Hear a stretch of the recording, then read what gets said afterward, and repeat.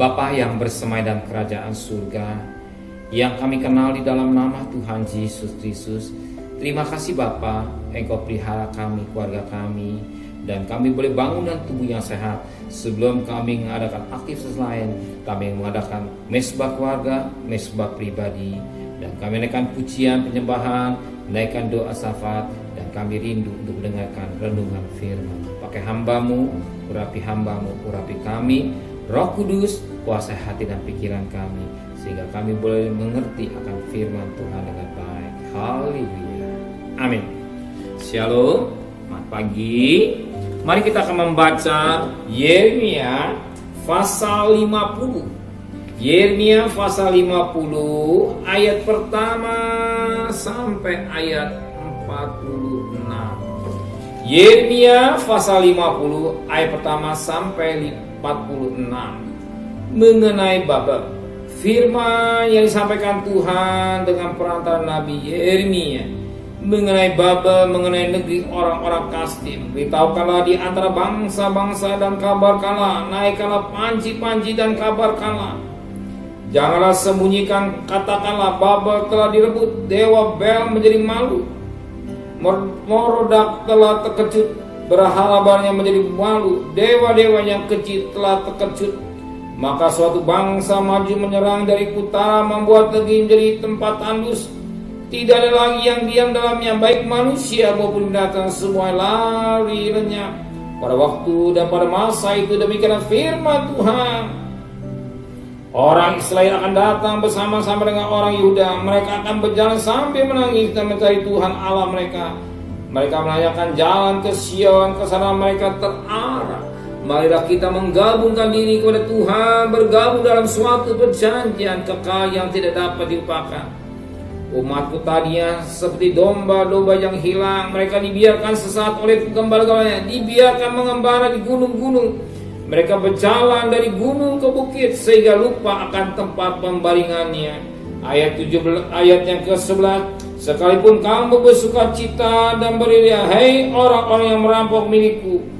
Sekalipun kamu melompat-lompat seperti anak lembu di padang rumput dan beringkik seperti kuda-kuda jantan.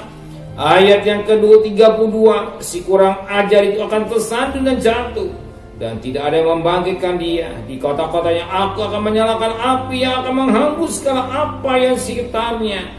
Ayat yang 45, sebab itu dengarlah putusan yang telah diambil Tuhan terhadap Babel, dan rancang-rancang yang telah dibuatnya terhadap negeri orang-orang Kasdim.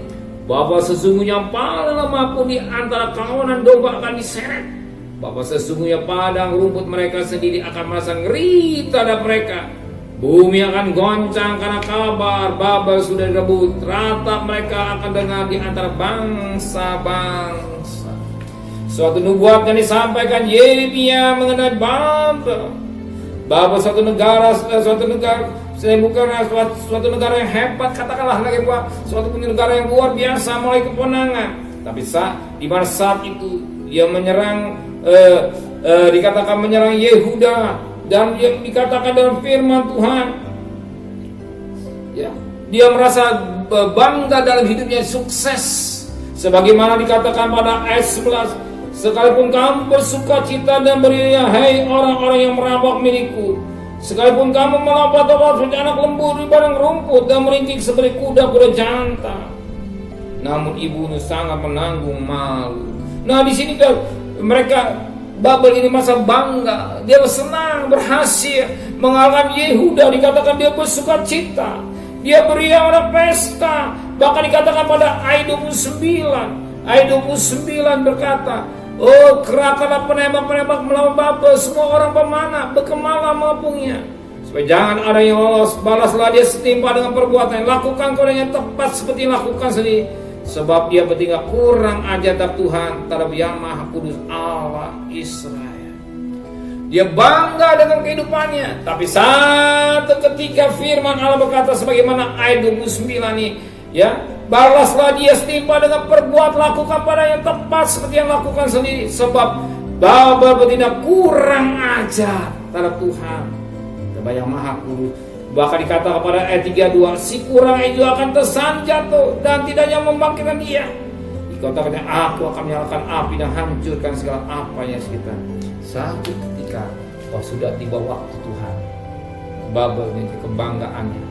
Dia nyanyi, dia suka, merasa keberhasilannya luar biasa. Dia sukses, dia bernyanyi. Tapi satu ketika kau tiba waktu Tuhan, dia tanggung akibat.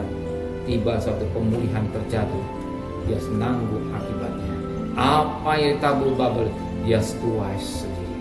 Nah, sebagaimana dikatakan tadi firman Allah pada ayatnya 32, si kurang ajar itu akan tersandung jatuh dan tidak ada yang membangkitkan dia. Ya, saat ketika Babel akan jatuh, tidak ada yang apa yang jadi banggaan manusia. Satu ketika manusia akan melihat kenyataan semua yang di bumi dunia ini akan lenyap. Satu ketika tiba waktu Babel bayar pada dunia ini, dunia dibanggakan manusia, satu ketika akan lenyap. Firman Allah kata langit dan bumi akan lenyap, tapi firman Tuhan kekal sampai selamanya. Ingat firman Tuhan 2 Petrus 3 ayat 10, 11 dan 12. Betapa dan suci salehnya, bumi akan dihapuskan dengan api. Ya, datang dari api, semua yang dibanggakan dengan manusia akan lenyap. Tapi kita hanya dibanggakan hanya Yesus Kristus. Kita milik Yesus secara pribadi kita, itu yang dibanggakan kita. Maka kita lekat dengan Tuhan. Saya bangga dengan saudara setiap hari, setiap saat lekat dengan Tuhan. Bukan setiap hari, setiap saat kita lekat dengan Tuhan. Lekat, ya, lekat, ya, sebagaimana 1 Korintus 6 ayat 16, ayat 17, 16 lekat dengan perempuan bukan istri atau suami bukan istri, suaminya atau dengan pelacur, tapi ayat 17 lekat dengan satu roh dengan Tuhan. Kita selalu lekat dengan Dia. Kita mau hidup dalam pimpinan Roh Kudus yang memimpin, yang menguasai hidup kita semua. Amin. Tuhan memberkati. Benar Bapa di surga. Satu ketika Babel akan sekalipun di saat dia gembira, senang memiliki isi firman apa arti memiliki isi dunia, sebagaimana Matius 16 ayat 26. Apa arti isi dunia tapi jiwa binasa. Justru yang utama bukan kesenangan. Banyak kali manusia hanya senangan dengan perkara-perkara dunia, lupa bersukacita di dalam Roh Kudus, bersukacita di dalam kedagingan, tapi lupa bersukacita di dalam Roh Kudus. Biar kami mau sebagai anak-Mu bersukacita di dalam Roh Kudus, karena Tuhan yang membimbing hidup kami. Sucikan hati dan pikiran kami. Sebentar kami cari nafkah, antar kami pergi dengan selamat, pulang dengan selamat. Jangan sampai kami terpapar virus corona. Lindungi keluarga kami dan kembalikan kami pada besok pagi dengan tubuh yang sehat, dengan tidak kurang satu apapun juga. Berkati Bapak Presiden, Wakil Presiden, para menteri, para gubernur, para bupati, para wali kota, para camat, para lurah, para RW, para RT, para medis, para relawan, para TNI, para Polri, bahkan mereka-mereka yang bekerja sedepan. Berikan hikmat yang dari Tuhan untuk mengerjakan berperang melawan virus corona yang sakit semakin berkurang, dan kami lihat kenyataan. Engkau sudah dengar doa bangsa kami Indonesia yang sakit semakin berkurang, tapi yang sembuh semakin banyak, bahkan yang mati semakin berkurang, yang mulai vaksin bisa berjalan dengan sempurna.